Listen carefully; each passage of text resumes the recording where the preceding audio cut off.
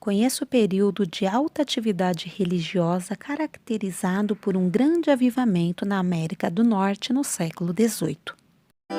Para quem não me conhece, eu sou a Silvana do canal Diário Pentecostal, especialista em História e Teologia do Protestantismo no Brasil. Se você ainda não é inscrito, se inscreve no canal, deixe seu curtir e compartilhe com seus amigos para que mais gente conheça o canal.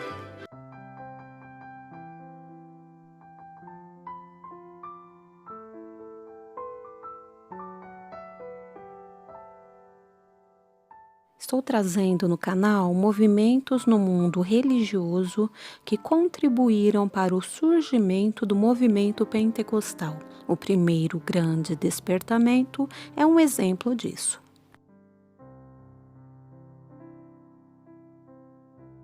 Contexto histórico e religioso, Aliança Meio Termo, Jonathan Edwards, Primeiras Conversões, Pregação Poderosa, Efeitos do Primeiro Grande Despertamento, Três Grandes Pregadores, Três Grupos Avivalistas, Princípios Bíblico-Teológico, Conhecimento Experimental de Deus. Jonathan Edwards iniciou seu ministério, a sua região, a Nova Inglaterra, já havia sido colonizada pelos ingleses há 100 anos.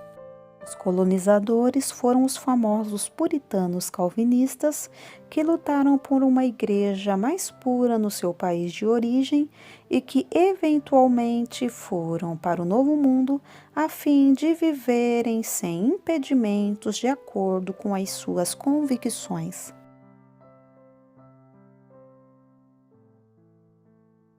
A geração temente a Deus que viera se estabelecer na região já não existia mais. A nova geração era bem diferente: imoralidade, devassidão, interesses egoístas. Poucos se interessavam pela vida do porvir. Mesmo aqueles que ainda se apegavam às aparências exteriores da região haviam perdido a essência dela. O rol de membro das igrejas minguava cada vez mais. As condições estavam tão críticas em 1662 que os ministros das igrejas em Massachusetts resolveram tomar uma medida para ajudar, mas que, pelo contrário, piorou a situação ainda mais. Adotaram algo chamado a Aliança de Meio Termo. As pessoas que não podiam confessar que nasceram de novo ainda poderiam levar seus filhos para serem batizados, desde que concordassem com a fé doutrinária da igreja e não tivessem comportamento escandaloso. Quando os filhos crescessem, se também não pudessem testificar que eram convertidos, seriam privados de apenas um privilégio: participar da ceia do Senhor. Esses membros de meio termo logo passaram a ser mais numerosos do que aqueles que estavam em plena comunhão.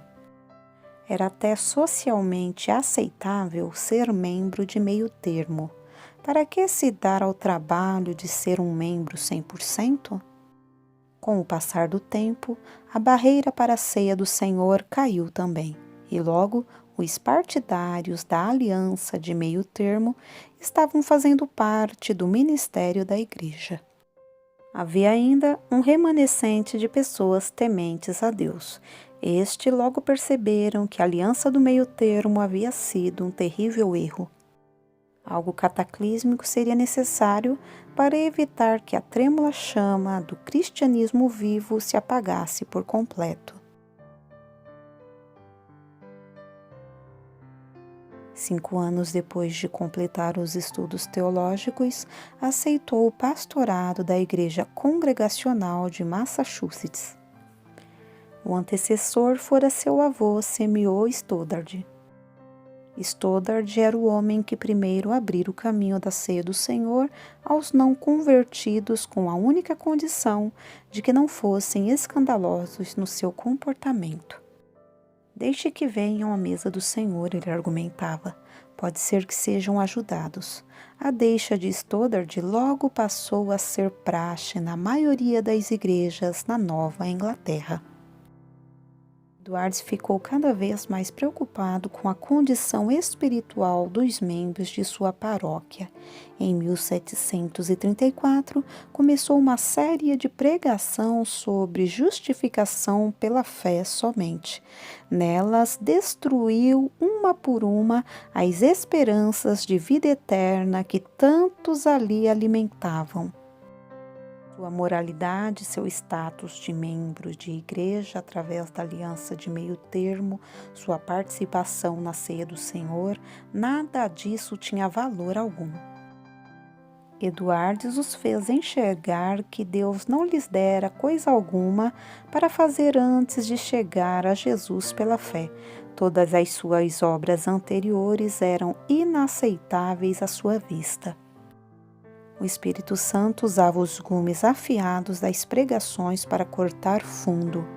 As pessoas não conseguiam dormir aos domingos.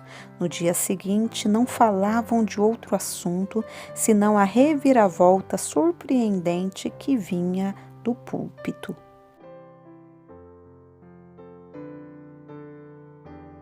Uma grande e intensa preocupação com assuntos religiosos e o mundo por vir espalhou-se por todas as partes da cidade, entre pessoas de todos os níveis e idades. O ruído no meio dos ossos secos cresceu mais e mais em volume.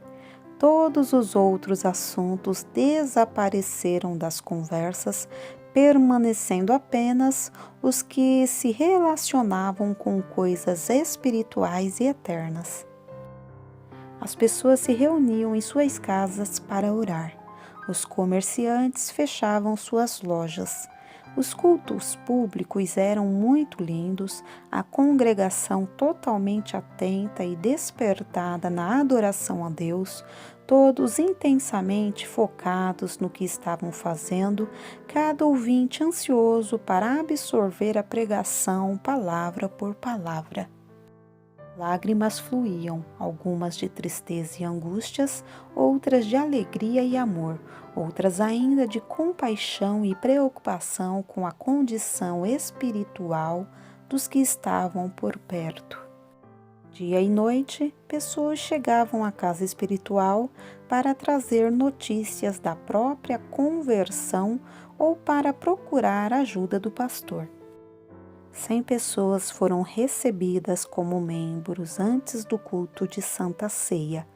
Em 6 meses, 300 pessoas haviam se convertido em Hortentium, de uma população de 1.100.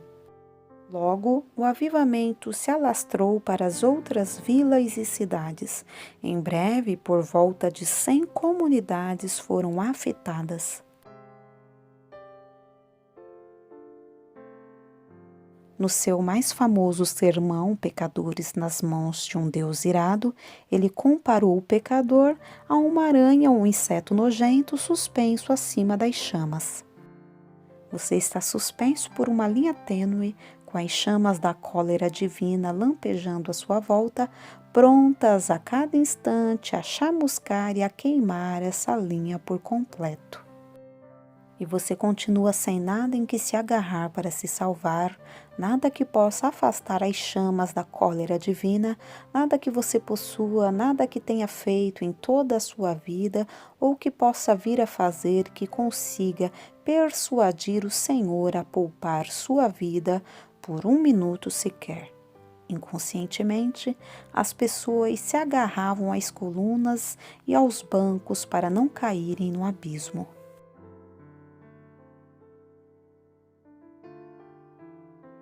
Efeitos do grande despertamento, crescimento das igrejas, reflexão bíblica e teológica, ênfase em missões e educação, liberdade política e religiosa.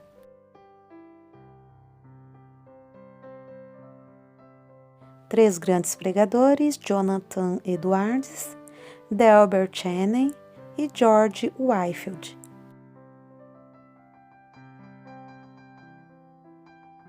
Três grupos avivalistas, velhas luzes que opunham-se a formas não tradicionais de culto e criticavam os excessos emocionais. T.R. Chauncey.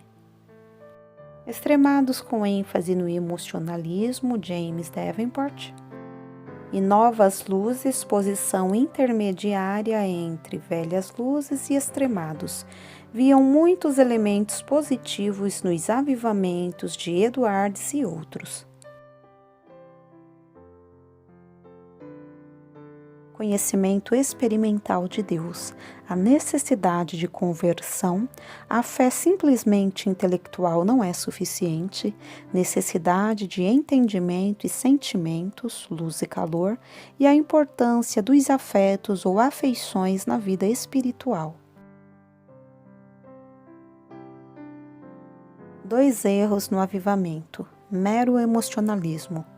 ênfase não a Deus, mas às respostas humanas. O conhecimento de Deus deve ser sensível, experimental e afetivo.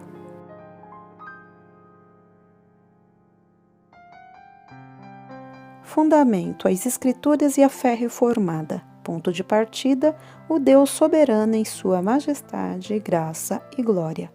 Critério principal: quem está no centro das atenções, Deus ou o ser humano? Senso de incapacidade, pecaminosidade e dependência de Deus. A atuação imprescindível do Espírito Santo. Crítica das teorias de salvação que dão ênfase às obras humanas ou à capacidade humana.